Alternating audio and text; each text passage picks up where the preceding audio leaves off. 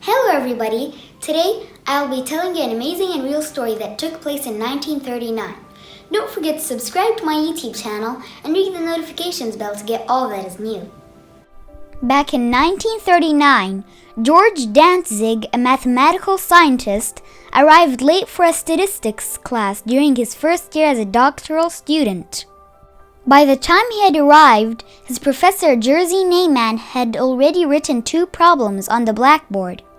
George didn't know why they were up there, but like any other student, he wrote them down, assuming them to be homework problems.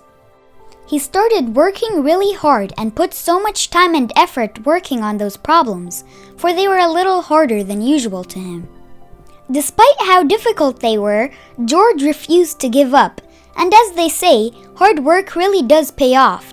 After a couple of days, George found himself satisfied with his solution, so he rushed to his professor and apologized for handing over the homework late. The professor, not paying much attention, asked him to throw it on his desk and informed him that he would check it later. A few weeks later, George was awakened by someone banging on his door.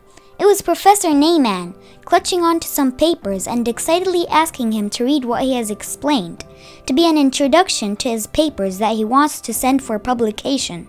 It was only then that George understood what he had done a few weeks back. The 2 problems which George mistook for homework turned out to be 2 examples of unsolved statistics problems Neyman had written on the board. George unknowingly solved what others deemed as unsolvable. The moral of the story is, not everything that people say is impossible is really impossible. If George Dantzig knew that these problems were unsolved, he might have brushed the idea of coming up with a solution off like everyone else.